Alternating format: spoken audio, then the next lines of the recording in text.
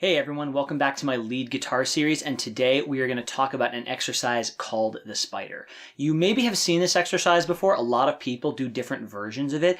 Today I'm going to take you over 3 versions of it that I do. A very basic one that kind of teaches you the notes, and then another version which basically uses that set of notes to teach you all the fundamentals of having good connection in your melodic phrases. Just all the fundamental things you need to play good melodic guitar.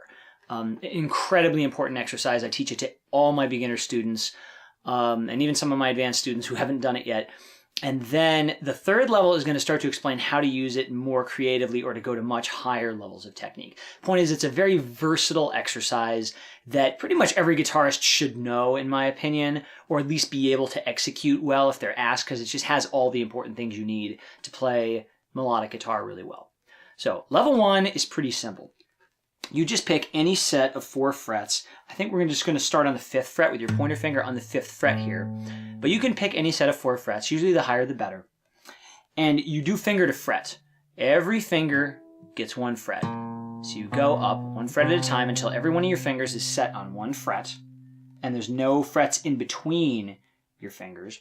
And you just walk up like a spider crawling with their legs. Just like this, going first finger, second finger, third finger, 4th finger. Then you cross to the next string.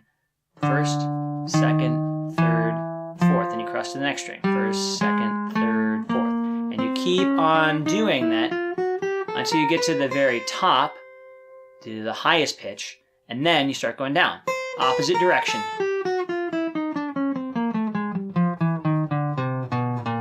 So that's the basic idea. Let me go very slowly and you can try to play along and see how you do. Ready? 1, 2, 3, go.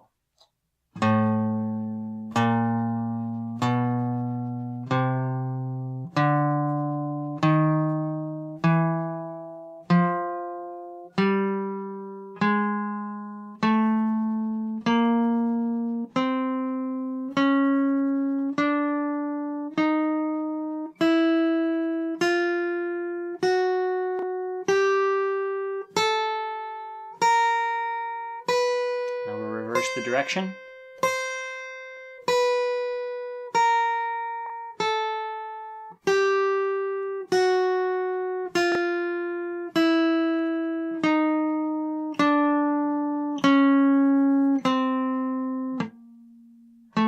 Excuse me.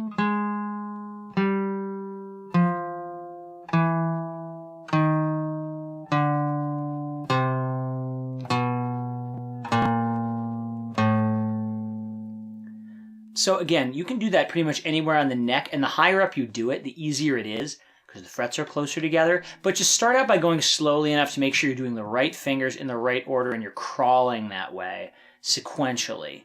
And then you're ready to go to the next level once you sort of have the notes. Now, this level can take a little bit of time to master. Usually, most people can get through that first bit in the first sitting. Not everyone can, but most people usually, after trying that a couple of times, will figure out how to sequence their fingers.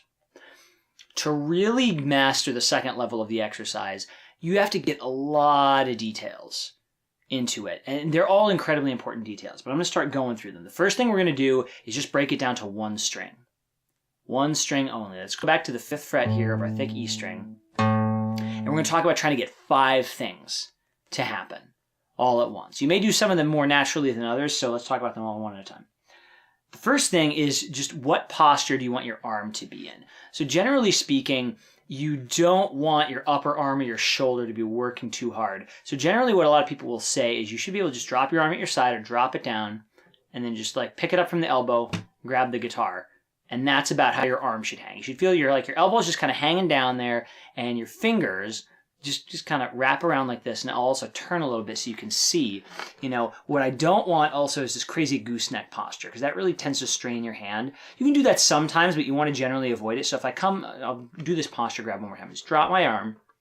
Whether your guitar is way up here like this or kind of low down, you should be able to pretty much just drop your elbow from wherever you're sitting. Just pick it up from the elbow and grab your guitar, and more or less let your elbow sort of hang from the shoulder. That will stop your upper arm from adding any tension, and it'll try to protect your wrist from this gooseneck position as much as possible. So the first thing is the arm posture.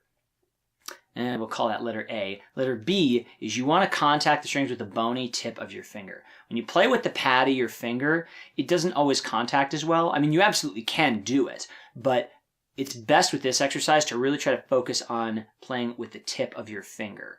You know, the part that I'm kind of pointing at you right now. So I'm really kind of bringing my hand around. So I'm sort of bringing my wrist almost up and around. I'll show you from the side again. Up and around so that the tips of my fingers are the things going down into the neck. It usually gives you a little bit more of a reliable contact with the string. So that's another thing you want to think about. Your arm posture and playing with the bony tips of all your fingers rather than the pads. The next thing you want to focus on is having a smooth connection. So we're doing ABC. Arm posture, bony tips of your fingers, connection. You want to make sure, this is probably the trickiest part, that every note connects to the next. You should feel like the guitar is almost singing. And the key to that is right-left hand coordination. I'll show you what it looks like and then I'll explain it a little bit.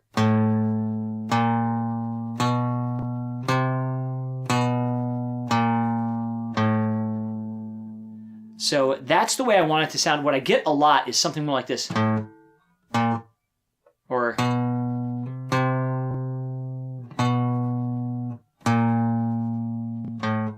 so you see how those notes don't really connect to each other? The one note stops before the next one starts, or I like hammer a finger and then play. You don't want either the left hand or the right hand to move first. You want them both to move exactly together, and you want to use the left hand, or your fretting hand, whichever hand you're playing with. You want to use your fretting hand to sustain the note until the exact moment that your picking hand plays. So the real key with this is to go super duper slow, to play a note and just really focus on getting that next finger aligned over the next fret, and when you're ready, you really focus, and make sure you move your pick hand and your fret hand at the exact same moment so that there's no break in between the notes. And really just getting this down on one string is plenty enough. Do not try to cross the strings yet. You're going to confuse yourself with extra garbage. Not necessary. In fact, it's detrimental to try to thin yourself out and go across the strings. Just try to get this even between just two notes. Try to get the first two notes to connect like this. And then back the other way. You're still holding this finger down. Just try to get a connection between these two notes with your fingers having this nice curvature. You're playing with the tip of the finger and your arms in a relaxed posture. If you can get those two notes to really contact each other really well, then you're ready to start thinking about the next step. So again, we talked about the arm, the bony tips of the fingers, connecting the notes. And another thing that's really important is to align the fingers over the frets they're going to play. We'll call this A, B, C, D. You want the fingers kind of directly over the string they're going to or the fret they're going to play. See, I'm holding them about 1 centimeter away from where they're going to go. Doesn't have to be exact, but you want it to be fairly close. And when your fingers go up, when you play higher pitches, they stay down. And then, when you come down, you release them one at a time. But they stay down. They don't have to push as hard, but they should stay contacting. So like right now, I'm not putting in a lot of pressure on these fingers. You know, I can lift them fairly easily, but they're still touching. So that when I come down, all I really have to do is weight transfer.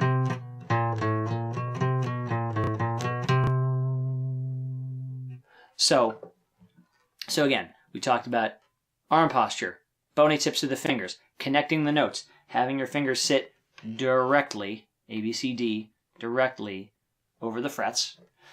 One other really important thing to get in there is to make sure that your fingers are as close to the frets as possible. So you see, this prevents you from having to push too hard to stop from buzzing. If I take this finger right here and I place sort of right at the back of the fret, it buzzes really easily because this string is really not going over the fret. It's sort of barely riding over it, and then it's running into the other frets up here, and that's muting it. Whereas when you get right up to the fret, you push the string sort of right down behind the fret, and it sort of arches the string up over the other frets. And so basically, I can still get a good note playing on the back of the fret, but I have to push much harder, and you can even hear like this very little buzz there. Whereas when you play right up to the fret, not sort of necessarily on the fret, which also gives you a problem because then your finger rides over onto the vibrating part of the string and mutes it.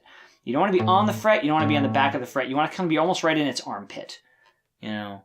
So that's a really important thing to try to practice, getting every finger as close to sort of the armpit of the fret as you can. That takes a little bit of getting used to, and often your fingers will take a little while to acquire the flexibility to do that. That's okay. Do the best you can, but eventually you are going to find a way to get your fingers, you'll see, I get my fingers very, very close to the frets.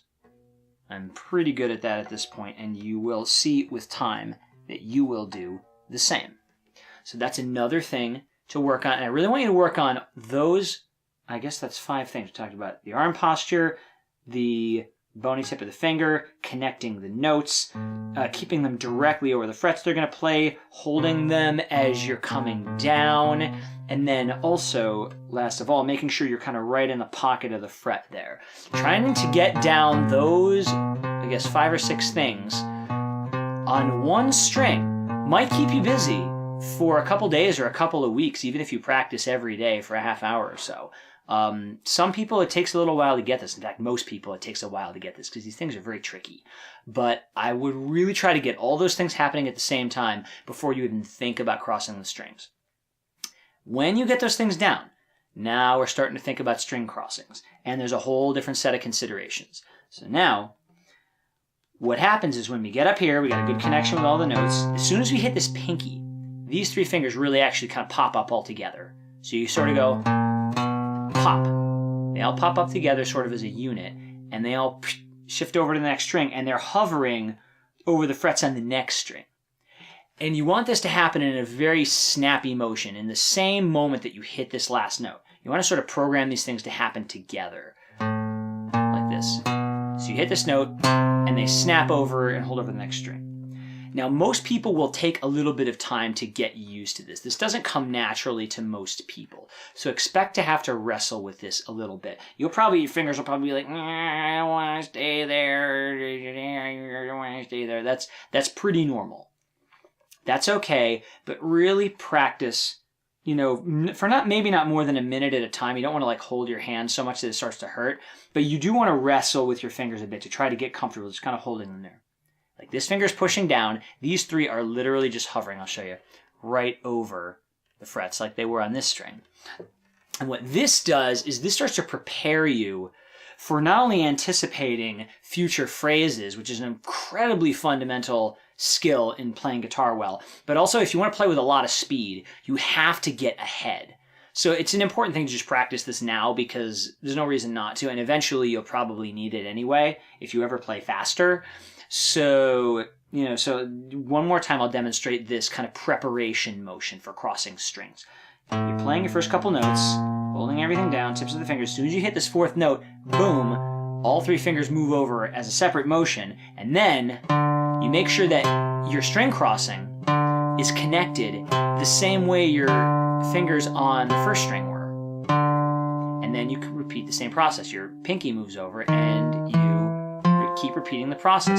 And so don't start crossing a lot of strings until you can get the string crossing on the first one. Really make sure you can start from here and get to that point where everything is aligned over the next string. Like that. Take time to really freeze on this motion right here and get it smooth before you move on. But once you start to smooth it out, then start to go across the other strings. Same way.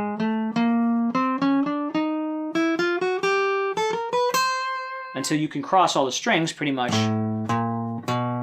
at a steady speed. And now 2 notes about crossing the strings. 2 more sort of nuances about hand position.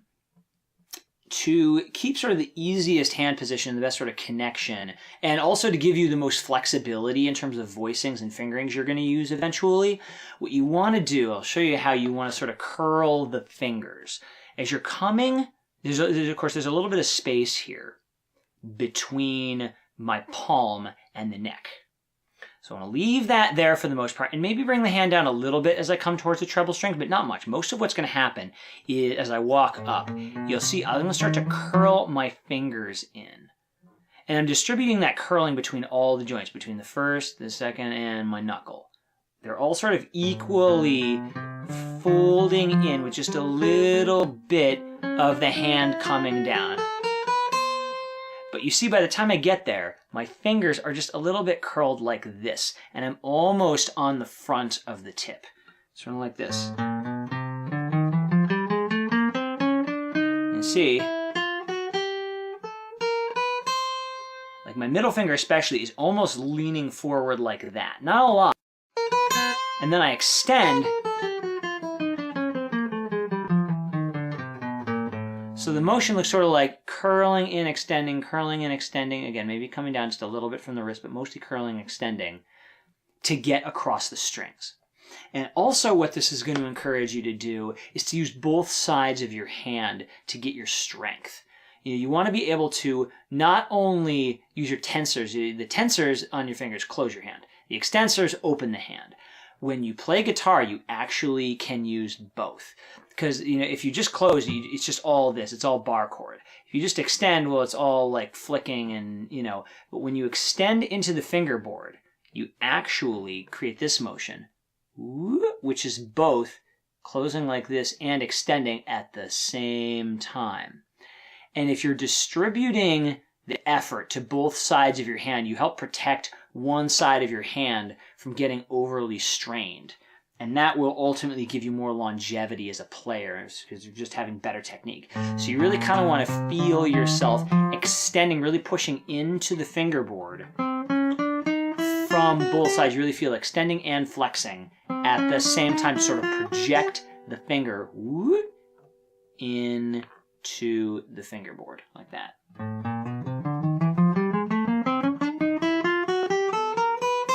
And you're going to do the same thing kind of descending, except at this point you sort of prepare the fingers a little right about there when I hit the fourth finger going down. Or really, what I mean is the first finger. It's really, when you hit this finger, these three fingers move over. And then as soon as you play the first finger on a new string, the pointer finger moves over and is ready to go as well. So you have the same kind of preparation, and eventually, you don't have to do it fast, but you should eventually be able to connect everything across all the strings and prepare everything fairly well. It should look about like this.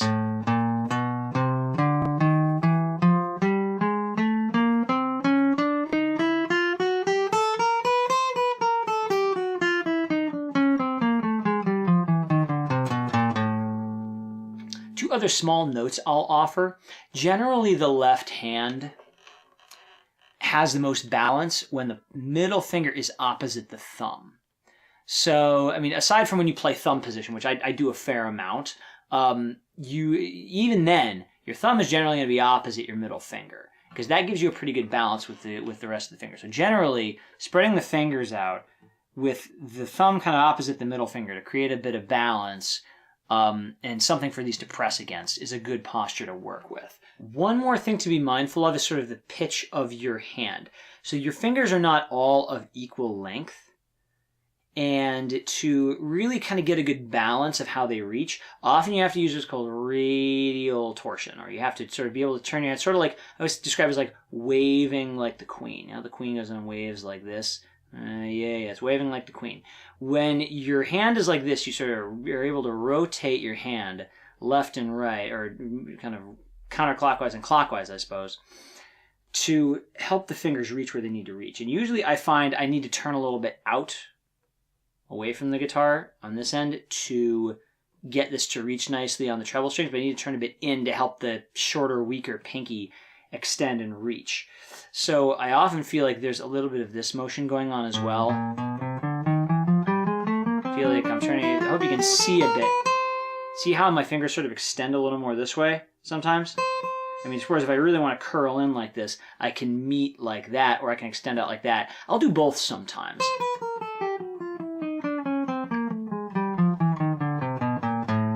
But realize that can also be a part of how your hand adapts to this motion. But you really gradually want to try to smooth out the motion over time.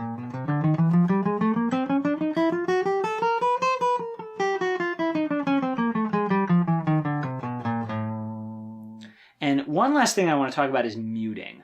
This is not a thing I want to get into a ton here because it's a very complex topic, but generally speaking, with the treble strings especially, it's okay to sort of lean this finger down, the pointer finger especially, so when you're coming down from the treble strings, so these fingers leaning down mute the treble strings above. So it's okay to sort of lean the hand down like this, so I can play a note on this string. Can't really hear the other strings. And again, there's two ways to mute the bass. Well, there's three ways actually. Three ways to mute the bass strings as you go. Probably the best one, if you can manage it, is as I go up and I move these fingers over to prepare. This finger's still holding, but as soon as I play this note, what this finger actually does is it goes, it keeps touching the string, but it releases the pressure. So it can kind of mute the string. Now the problem is, it can sometimes leave harmonics behind depending on the fret you're playing on. So if you can, sort of move the finger away just a littlest bit,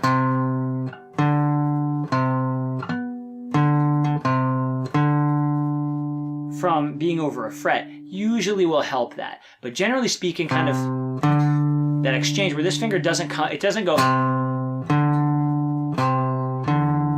Hear how hear the open E still ringing? It's very easy to pick this finger up and pluck the string again. So what you want to do is, see I have to move it back from that fret a little bit? It's a little annoying, but it's not always bad to rehearse that into your scale. So when I cross the string, the finger that last played the string mutes it. Again, and then it's able to move over. And as you get faster, eventually that motion becomes very quick. You hit it, I mute, and then I move over to the next string almost instantly. I almost just go mute and then move. They'll start to happen very quickly, but you'll have to rehearse that pretty slowly at first. And two other ways you can do it are to, again, kind of creep the palm of this hand sort of this way. Gradually, as you play more bass strings, and you get to here, you can kind of bring the palm in. Now, of course, this works better when you're picking. If you're walking your fingers, if that's your preferred method, to a certain degree, you can either plant the thumb, or again, if you're doing rest strokes, if I go, the rest stroke by default mutes the bass string below, which helps. And if you're getting like way up here, if you end up getting an open string, you can kind of either bring the thumb across like this or plant it on that string to mute it. That's also possible. The one other thing you can do is, let's say I hit these two strings and they're both vibrating. I can sort of bring the pointer finger out just a little bit. See the tip of my pointer finger on this hand.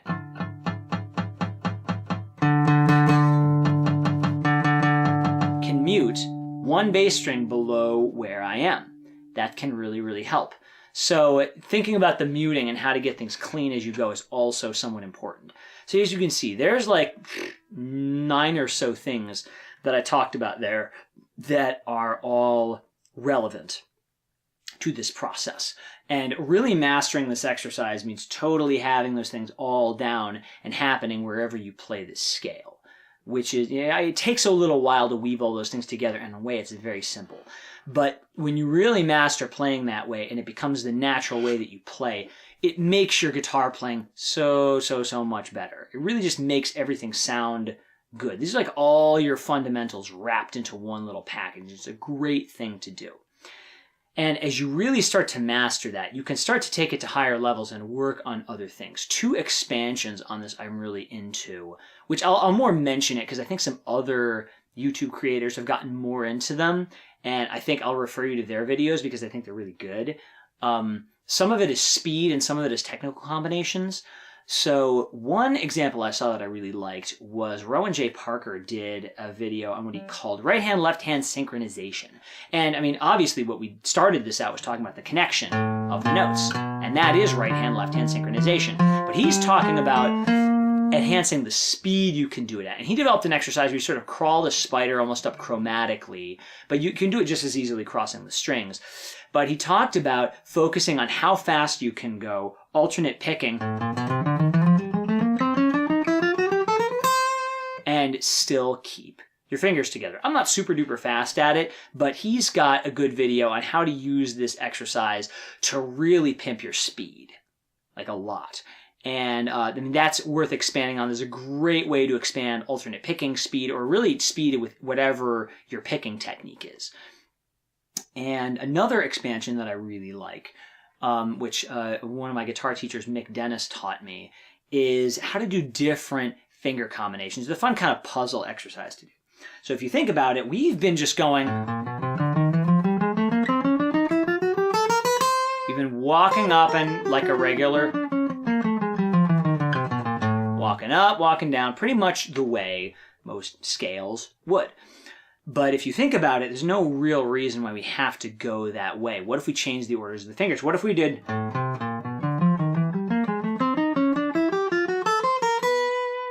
You know, and if you do the math on it, there are, I think, 24 ways. I've got to double check that, but I think there's 24 ways you could recombine the possibilities of what orders you could do the fingers in. You could just imagine, okay, fingers 1, 2, 3, 4.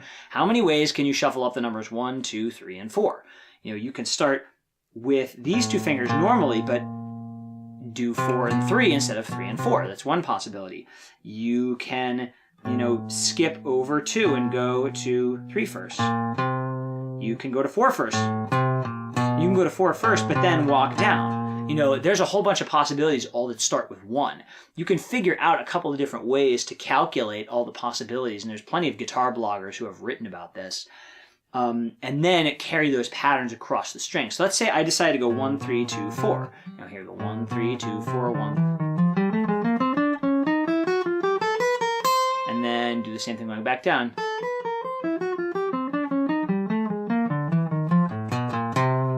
It's a really good way to improve your dexterity and to practice melodic figures that can be useful, especially in music that has a lot of chromatics in it. Like if you're doing jazz soloing, those patterns are all really useful. So those are some other ways to sort of expand and go further with the spider if you want to keep messing with it. And yeah, I hope you find this really useful and really enlightening, and something that, just like me, you can teach to other people and you can use to kind of continually ground yourself as you go on your guitar journey. Yeah, that's all for this video. I really recommend you learn this exercise and then use it to expand on other things in my series. So I encourage you to do that. Check out my other videos and yeah, have fun practicing this stuff. See y'all later.